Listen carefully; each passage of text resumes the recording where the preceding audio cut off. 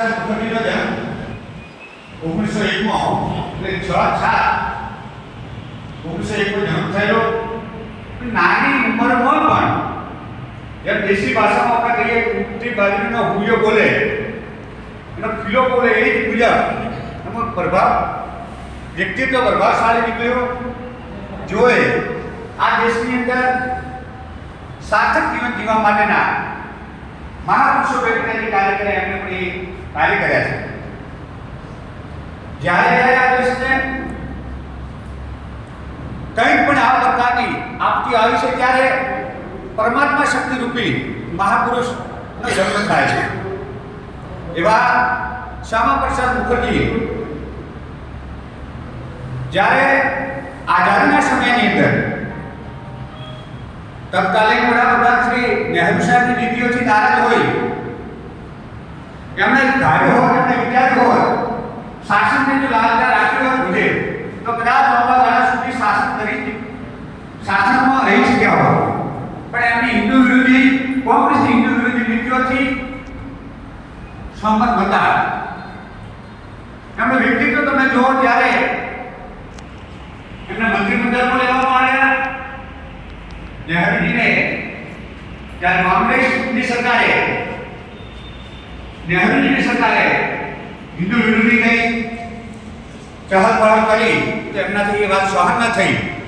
એમને મંત્રી પદને ત્યાગી ઠોકર મારી અને એમને હિન્દુ જાગે એવા પ્રકારનો પોતાની ફરજ નિભાવી હતી. એ મુજબ જ્યારે સમયના કાલે એમનો ભેટારો શ્રી ગુરુજીથી થાય છે.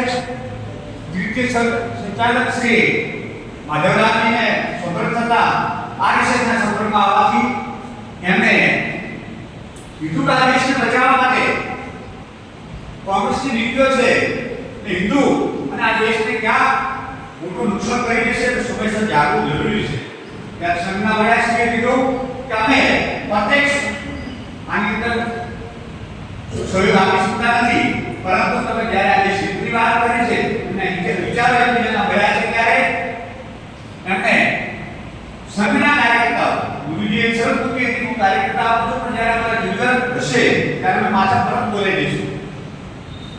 તો રાષ્ટ્રીય સંઘ શહેરના કાર્યકર્તા તરીકે એ વખતના અટલ બિહારી વાજપેયી પણ જે માન્ય મિત્રોજી હતા, વડીલો હતા, જેમણે સંઘે આ દેશની સેવા માટે આપ્યા હતા, એમને આપવામાં આવ્યા. શ્યામા પ્રસાદ મુખર્જી એના પહેલા પણ એક હિન્દુ મહાસભાનું આયોજન કરીને એના અધ્યક્ષ સુધી પણ રહી ચૂક્યા હતા. એમ કરતા આગામી 1951 ની અંદર સમયની જરૂરિયાત થઈ જનસંઘની સ્થાપના કરી. મિત્રો આજે જ્યારે આટલી સીટો આવી છે ત્યારે પ્રથમ જ્યારે શરૂઆત કરી ત્યારે 3 સીટો આપણે ભારતીય જનતા પાર્ટીની એટલે જનસંઘની આવી હતી.